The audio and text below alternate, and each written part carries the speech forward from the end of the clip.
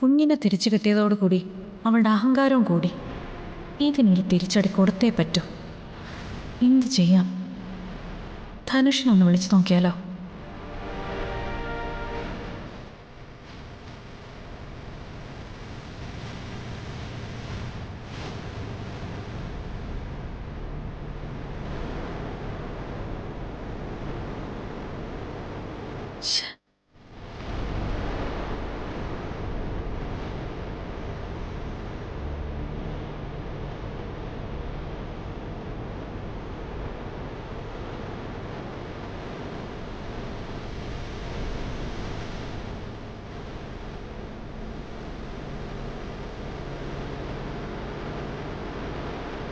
അവനും എന്നെ ഒഴിവാക്കുകയാണോ?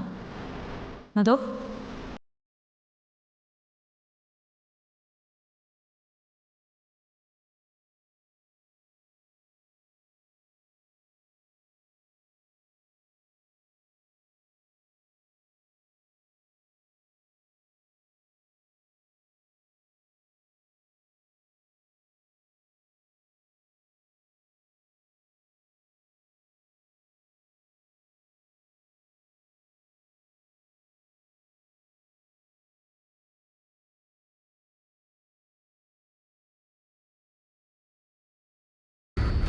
ഇതാത് തന്നെയാ. അവനിപ്പോൾ അവളോട് കൊഞ്ചി കുഴഞ്ഞിരിപ്പുണ്ടാവും. വൃത്തികെട്ടവൻ. ഇതിനെന്ത് ചെയ്യണമെന്ന് എനിക്കറിയാം.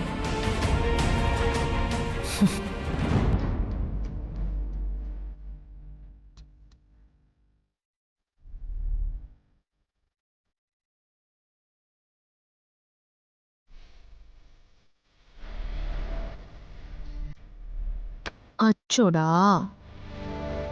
ഓ ബാ, നമുക്ക് വിശക്കുന്നുണ്ടോ? ആ, അമ്മ മോക്ക് പാല് തരാട്ടോ. ഓ ഓ ഓ ഓ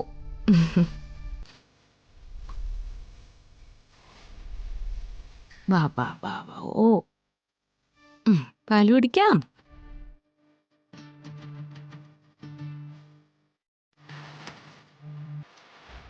ഓ ഓ ഓ താ താ താ. ഈശ്വര, കുഞ്ഞു കുപ്പിപ്പാൽ കുടിക്കുന്നില്ലല്ലോ. ഇനിയിപ്പോൾ എന്ത് ചെയ്യും? ആതിരയുടെ അടുത്ത് കൊണ്ടുപോയി കുറച്ച് മുലപ്പാൽ കൊടുക്കാൻ പറഞ്ഞാലോ? വേണ്ട, ഇനി അത് അവൾക്കൊരു ബുദ്ധിമുട്ടായാലോ? തൽക്കാലം ഇത് തന്നെ കൊടുക്കാം. ഓ ഓ ഓ കുടിക്കടാ, കുടിച്ചോ കുടിച്ചോ. എന്ത് ചെയ്യാനാ മോളെ, നിനക്ക് പാല് തരാനുള്ള ഭാഗ്യം അമ്മയ്ക്കില്ലാതെ പോയല്ലോ. സാരമില്ല, എൻ്റെ മോളെ തൽക്കാലം ഇത് കുടിക്കുക. ഓ ഓ ഓ എന്ത് പറ്റി ചേച്ചി?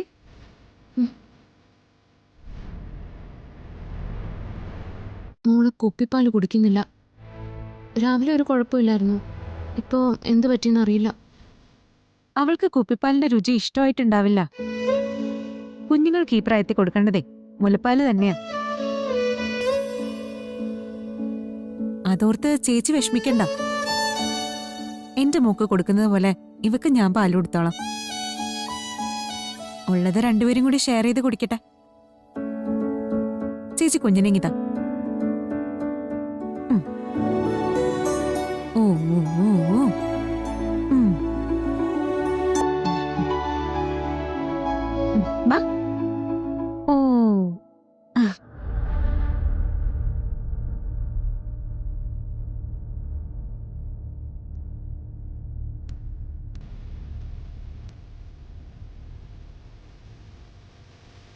ഇവളിങ്ങനെ പാല് കുടിച്ച് വളരുന്നോണ്ട് ഭാവിയിൽ നിന്റെ അമ്മയെന്നായിരിക്കും വിളിക്കുന്നത്.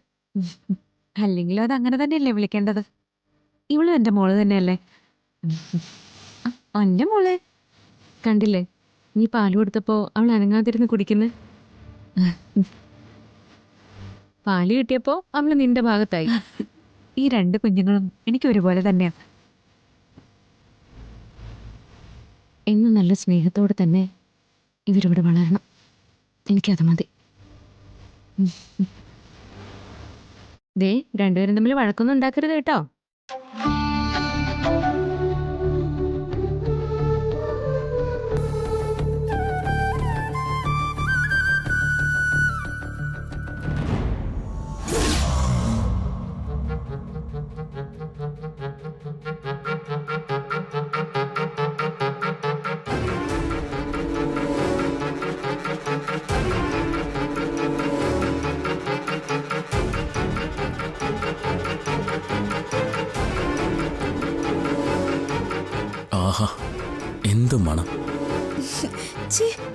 കാണിക്കുന്നേ?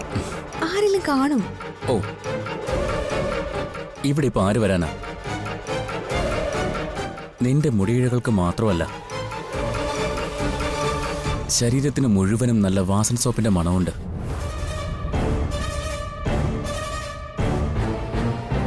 അപ്പൊ പെണ്ണുങ്ങളുടെ മനസ്സ് കീഴടക്കാനുള്ള മന്ത്രമൊക്കെ അറിയാല്ലേ? ഇതൊക്കെ മോൻ എവിടുന്ന് പഠിച്ചതാ? എവിടുന്നും പഠിച്ചതല്ല. പിന്നെ ഈ വാസന സോപ്പിന്റെ മണം കിട്ടിയപ്പോ സ്വയം തോന്നിയതാ.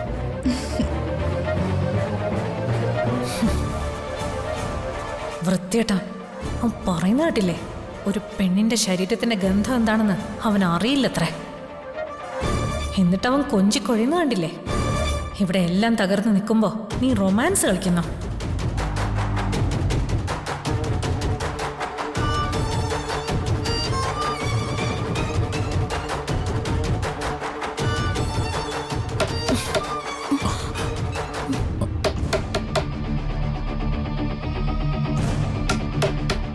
ആരോ വന്നല്ലോ.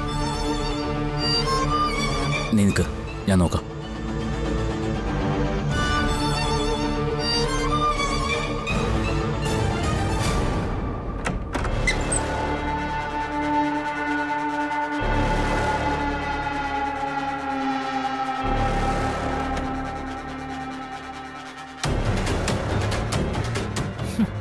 നീങ്ങി വന്നേ.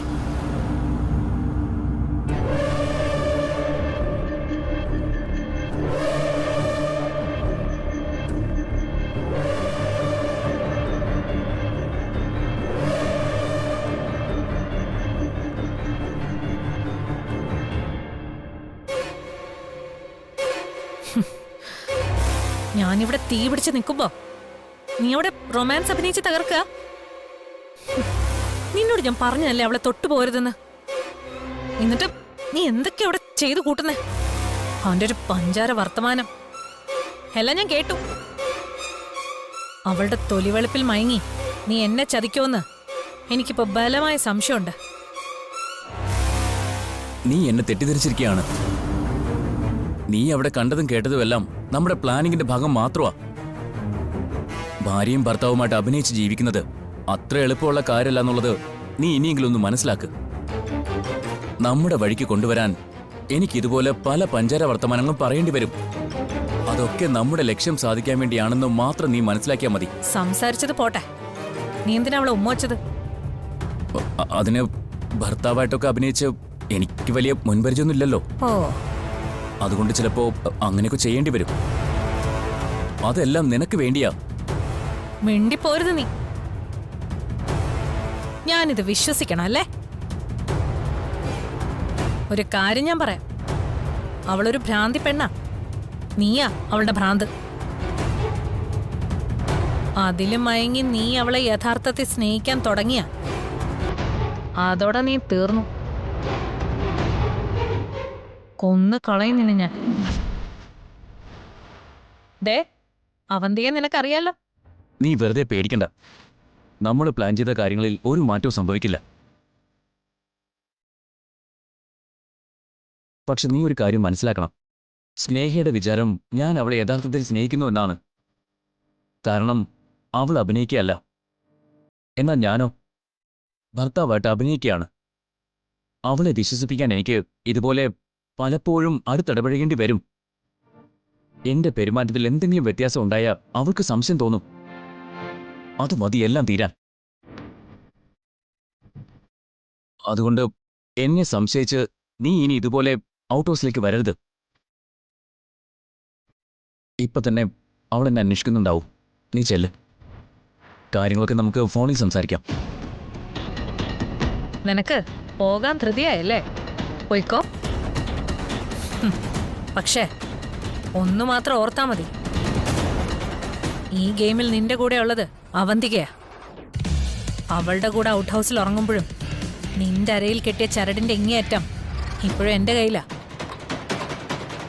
എന്നെ ചതിക്കണമെന്ന് മനസ്സിൽ എപ്പോഴെങ്കിലും തോന്നിയാ അപ്പൊ നീ ഓർമ്മിക്കണം, അത് നിന്റെ അവസാനമായിരിക്കുന്നു.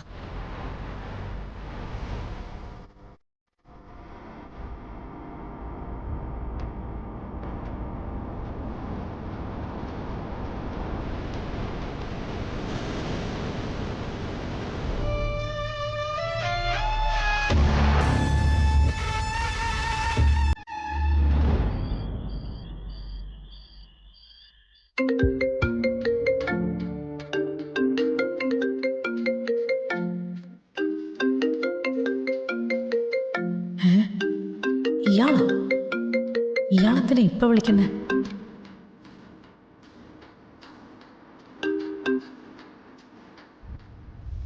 ഹലോ, എന്താ ശിവരാമ? നിങ്ങളിപ്പോ എവിടുന്നാ സംസാരിക്കുന്നേ? അതൊക്കെ അവിടെ നിൽക്കട്ടെ. ഞാൻ മറ്റൊരു കാര്യം പറയാനാ ഇപ്പോൾ നിങ്ങളെ വിളിച്ചത്. നിങ്ങൾ ചെയ്ത ജോലിക്കുള്ള പണം ഞാൻ തന്നതല്ലേ? പിന്നെ എന്തിനാ നിങ്ങൾ എന്നെ വിളിക്കുന്നേ? മേലിൽ എന്നെ വിളിക്കരുത്. ഞാനും നിങ്ങളുമായിട്ട് ഒരു ബന്ധവുമില്ല. എന്ന് പറഞ്ഞാൽ എങ്ങനെയാ മാഡം? എനിക്ക് നിങ്ങളെ അത്യാവശ്യമായിട്ട് കാണണം. എന്താ കാര്യം? കാര്യമൊക്കെ ഞാൻ നേരിട്ട് കാണുമ്പോൾ പറയാം. പക്ഷെ നിങ്ങൾ വരണം. എനിക്ക് നിങ്ങളെ കണ്ടേ പറ്റൂ. നമ്മൾ തമ്മിലുള്ള എല്ലാ കണക്കുകളും തീർന്നതാ. ഇല്ല മാഡം,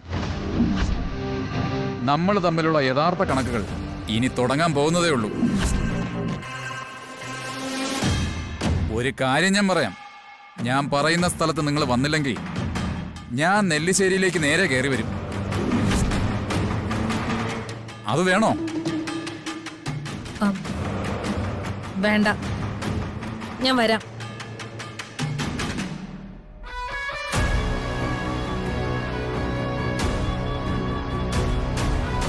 ഇവന്റെ ഈ തിരിച്ചുവരവിൽ എന്തോ ഒരു അപകടം ഉണ്ടല്ലോ.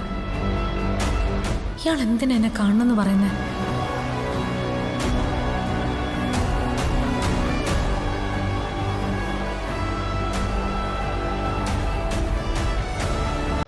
ആ അച്ഛൻ്റെ പൊന്നുമാളല്ലടാ. എന്തിനാ എന്റെ ചക്കരക്കുടം അല്ലേ? വലുതാകുമ്പോ എന്റെ പൊന്നുമോക്ക് ആരാവണം? പറ. ഡോക്ടർ ആവണോ, അതോ എഞ്ചിനീയർ ആവണോ, അതോ പോലീസ് ആവണോ? കൊള്ളാം. മോളുടെ അമ്മ. ആ അമ്മ അമ്മ. സച്ചേന്റെ ഭാവം കണ്ടിട്ട് ഇപ്പൊ തന്നെ മോളെ എഞ്ചിനീയറോ ഡോക്ടറോ ആക്കുന്ന ലക്ഷണം ഉണ്ടല്ലോ. ഇതൊക്കെ നമ്മൾ ഇപ്പോഴേ ശീലിക്കണം. അതിനനുസരിച്ച് വേണ്ടേ ഇവളെ പഠിപ്പിക്കാൻ? അതൊക്കെ ഇവള് താന് പഠിച്ചോളൂ. എന്റെ മോള് മിടിക്കുക അല്ലേ മോളെ? അങ്ങനെ ഇപ്പോ തൻ്റെ മോളായിട്ട് മാത്രം ഇവളെ സ്റ്റാമ്പ് ചെയ്യണ്ട. ഇവളെ എന്റെയും കൂടി മോളാ. അല്ലേ മോളെ?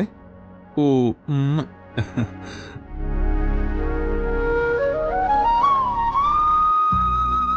ഹലോ, എന്താ?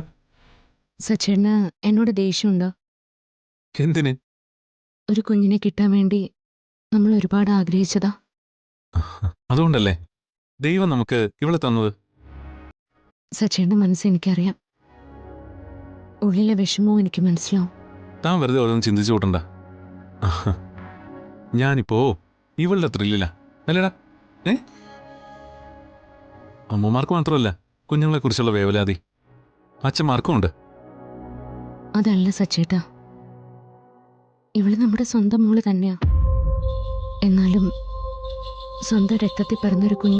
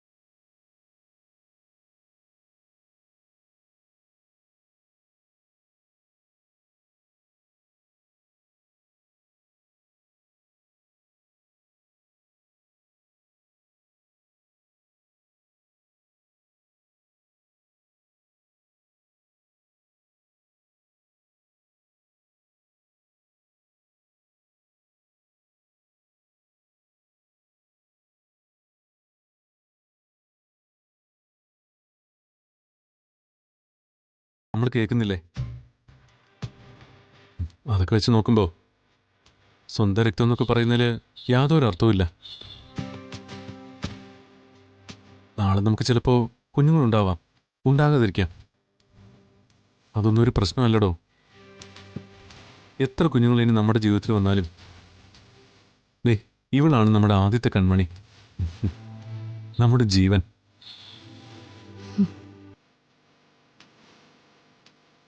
ഈ ത്യാഗത്തിന്റെ കടം ഞാൻ എങ്ങനെ വീട്ടും സച്ചേട്ടാ? ഭൂമിയിൽ നീ ഇപ്പോൾ ഏറ്റവും കൂടുതൽ സ്നേഹിക്കുന്നത് ഇവളെയാണെന്ന് എനിക്കറിയാം. ഇവൾ കൊടുക്കുന്ന സ്നേഹത്തിൻ്റെ ഒരു പങ്ക് എനിക്ക് കൂടി തന്നാൽ മതി. എൻ്റെ എല്ലാ വിഷമവും മാറും. സച്ചേട്ടാ, ആ?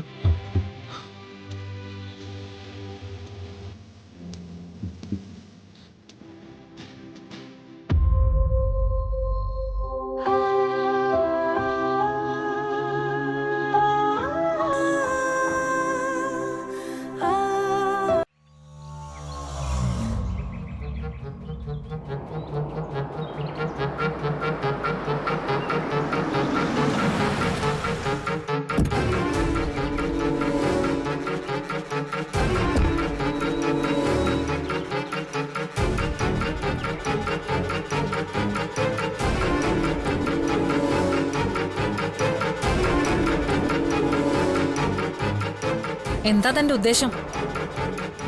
എനിക്ക് എന്റെ കുഞ്ഞിനെ തിരിച്ചു വേണം. കുഞ്ഞിനെ തിരിച്ചു തരാനോ? നിങ്ങളുടെ കുഞ്ഞിനെ നിങ്ങൾ തന്നെയല്ലേ ഉപേക്ഷിച്ചത്? എന്റെ കയ്യിൽ നിന്ന് ആവശ്യത്തിന് പണവും വാങ്ങിച്ചു. എനിക്ക് വേണ്ടത് ആ കുഞ്ഞിനെയല്ല, എന്റെ സ്വന്തം ചോരയിൽ പിറന്ന കുഞ്ഞിനെയാണ്. ആതിരയുടെ കയ്യിലുള്ള എന്റെ കുഞ്ഞിനെ. മറ്റേ കുഞ്ഞ് ജീവിച്ചാലും ചത്താലും എനിക്കൊന്നുമില്ല. നിങ്ങൾ എന്ത് ഭ്രാന്തായി പറയുന്നേ? ഇതൊക്കെ അറിഞ്ഞുകൊണ്ടല്ലേ നിങ്ങൾ കുഞ്ഞിനെ മാറ്റാൻ തയ്യാറായത്? അതെ, പണം മോഹിച്ച് നിങ്ങൾ പറഞ്ഞ താളത്തിന് ഞാൻ തുള്ളി. എന്റെ ഭാര്യ മരിച്ചു. മരിച്ചതല്ല, നിങ്ങൾ വിഷം കൊടുത്ത് കൊന്നതാ. താനിപ്പോ ഒരു കൊലപാതക കേസിലെ പ്രതിയാ, അത് മറക്കരുത്. വെളിയിൽ കണ്ട ഏത് നിമിഷവും പോലീസ് തന്നെ അറസ്റ്റ് ചെയ്യും. അറസ്റ്റ് ചെയ്യട്ടെ, എനിക്ക് ഒന്നിനെയും പേടിയില്ല. നിങ്ങൾ ഒറ്റ ഒരുത്തി കാരണം എന്റെ ഭാര്യ മരിച്ചത്. എനിക്കിപ്പോ കുറ്റബോധം കൊണ്ട് ജീവിക്കാൻ വയ്യ. കിടന്നിട്ട് ഉറക്കം വരുന്നില്ല. എന്റെ ഭാര്യയുടെ മുഖം എനിക്ക് മറക്കാൻ പറ്റുന്നില്ല. എന്റെ കുഞ്ഞിനെയെങ്കിലും എനിക്ക് വേണം. ദേ, ഇതൊന്നും നടക്കുന്ന കാര്യമല്ല. സ്വന്തം ഭാര്യയെ കൊന്നിട്ട് ജയിലിൽ പോകേണ്ട ആളാ താൻ. അതുമാത്രമല്ല, ആ കുഞ്ഞിനെ കൊല്ലാൻ കാട്ടിൽ കൊണ്ടുപോയി ഉപേക്ഷിച്ചതിന് തന്റെ പേരിൽ വേറെയും കേസുണ്ട്. പുറത്ത് കണ്ട പോലീസ് തന്നെ അറസ്റ്റ് ചെയ്യും. നിങ്ങൾ എന്തൊക്കെ പറഞ്ഞാലും എനിക്ക് എന്റെ കുഞ്ഞിനെ കിട്ടിയേ തീരൂ. നിങ്ങൾ ആ കുഞ്ഞിനെ എനിക്കെടുത്ത് തരൂ. ഇല്ലെങ്കിലേ ഞാൻ നെല്ലിശ്ശേരിയിലേക്ക് അങ്ങ് കയറി വരും. എല്ലാ സത്യങ്ങളും ഞാൻ എല്ലാരോടും പറയും ചെയ്യും. കൊള്ളാം, താനെന്നെ ഭീഷണിപ്പെടുത്താണോ? ഞാനേ ഇപ്പൊ തന്നെ പോലീസിനെ വിളിക്കാം. കാണു തനിക്ക്? ഈ ഭീഷണി കൊണ്ടൊന്ന് എന്നെ പിന്തിരിപ്പിക്കാന്ന് കരുതണ്ട. ഞാൻ ഇനിയും വരും. എന്റെ കുഞ്ഞിനെ ഞാൻ കൊണ്ടുപോവുകയും ചെയ്യും. കാത്തിരുന്നോ നിങ്ങള്?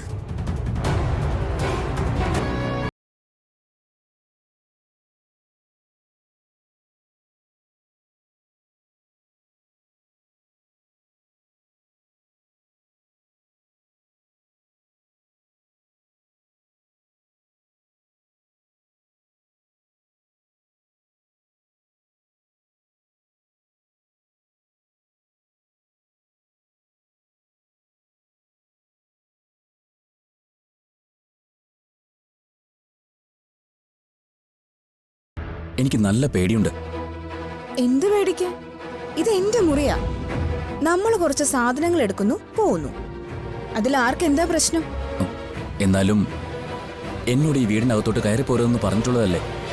അത് കോടതി ഉത്തരവൊന്നും അല്ലല്ലോ. എന്റെ ഏട്ടന്മാര് പറഞ്ഞതല്ലേ. ഇതെല്ലാം കൂടെ ഇവിടുന്ന് എന്നെ കൊണ്ട് ഒറ്റയ്ക്ക് എടുത്തോണ്ട് പോവാൻ പറ്റില്ല. അതുകൊണ്ടാ ധനുഷിനോട് കൂടെ വരാൻ പറഞ്ഞു. പിന്നെ എല്ലാരും എതിർത്ത് പ്രേമിച്ച് കല്യാണം കഴിക്കുന്നവർക്ക് കുറച്ചുകൂടി ധൈര്യം വേണം. ധൈര്യമില്ലാഞ്ഞിട്ടൊന്നും അല്ല, എന്നാലും ഞാൻ... ധനുഷ് ഒന്ന് ധൈര്യമായിരിക്കെ, ഞാനില്ലേ കൂടെ. ആരും ഒന്നും പറയില്ല. അത് നീയാണോ തീരുമാനിക്കുന്നത്?